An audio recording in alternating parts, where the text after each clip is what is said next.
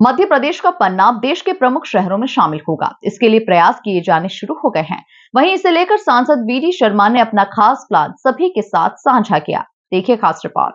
पन्ना के विकास का खास प्लान तैयार। सांसद वीडी शर्मा ने बनाया विकास का प्लान। पन्ना को जल्द मिलेगी कई सारी सौगातें।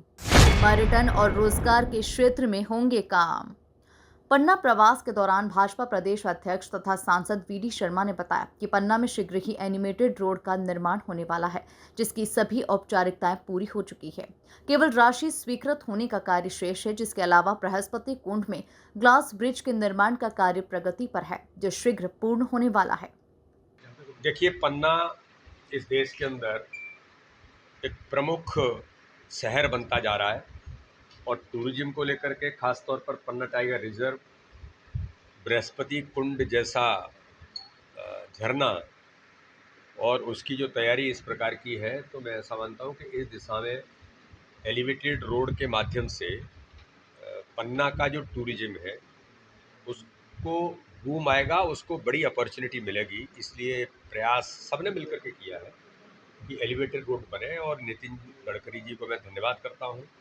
माननीय प्रधानमंत्री जी के नेतृत्व में जिस प्रकार से उन्होंने एलिवेटेड रोड से लेकर के अन्य रोडों के बारे में भी जो लगातार प्रयास किए हैं, और मैं ऐसा मानता हूँ कि एलिवेटेड रोड उसकी स्वीकृति मिलेगी।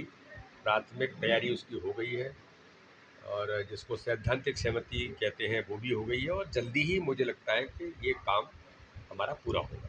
डायमंड पार्क भी पन्ना के लिए राशि आ गई है, ये जनता। पन्ना में डायमंड पार्क के लिए लगभग 13 करोड़ की राशि स्वीकृत हो चुकी है। जमीन पहले ही आरक्षित करवा दी गई थी। डायमंड म्यूजियम भी स्वीकृत हो गया। मेडिकल कॉलेज का भी निर्माण होना है। इसके अलावा शीघ्र ही रेलवे लाइन तैयार होने वाली है और पुरुषोत्तमपुर के पास डायमंड आकर रेलवे स्टेशन के निर्माण के लिए भी राशि स्वीकृत हो गई है।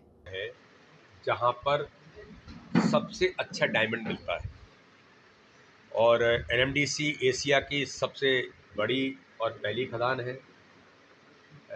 हम लोग तो ये मानते ही हैं कि ये जो धरती है रत्न गरबा है, तो इसलिए डायमंड के मामले में डायमंड निकलता यहाँ पर है, लेकिन फिनिशिंग उसकी कहीं और होती है, पॉलिशिंग कहीं और होती है, चमक जा कर के उसकी कीमतें कहीं और बदल जाती है। इसलिए पन्ना का डायमंड पार्क ये एक ऐतिहासिक कदम है। मैं माननीय मुख्यमंत्री जी का इस बात के लिए धन्यवाद करता हूँ, हमारे स्थानीय नेतृत्व का धन्यवाद करता हूँ कि जिनके प्रयासों से पन्ना डायमंड पार्क और पन्ना में डायमंड म्यूजियम कि यहाँ आने वाले जो लोग हैं, टूरिस्ट हैं, वो देखें कि किस प्रकार से पन्ना में डायमंड मिलता है। और एक बात का और मैंने अनुरोध किया, जो एनएमडीसी के मैंने अधिकारियों को बुलाया था कि मैं जब सांसद बना तो मेरे मन के अंदर उत्कंठा थी कि डायमंड निकलता कैसे है, इसकी प्रोसेसिंग कैसे होती है, ये भी टूरिज्म का हिस्सा है। तो एनएमडीसी इसका एक एग्जीबिशन और प्रोसेसिंग का एक प्रोसेस तैयार करके कैसे डायमंड की प्रोसेस होती है, निकालने से लेकर के डायमंड को पॉलिशिंग फिनिशिंग तक, ये भी लोगों के मन के अंदर उत्कंठा होती है आने वाले टूरिज्म के लिए। टूरिज्म का ये भी हिस्सा बनेगा। तो एनएमडीसी कठिन प्रयासों के बाद मैं इस बात को मानता हूँ कि जिस प्रकार से एनएमडीसी जो यहाँ की पहचान थी वो बंद हो गई थी, लेकिन फिर शुरुआत हुई है।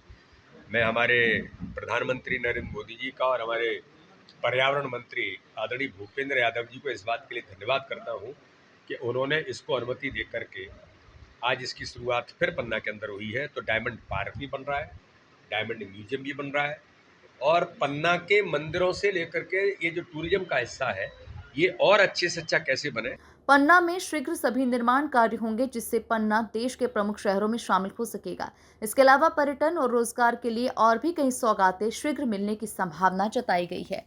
ब्यूरो रिपोर्ट, एमपी न्यूज, पन्ना।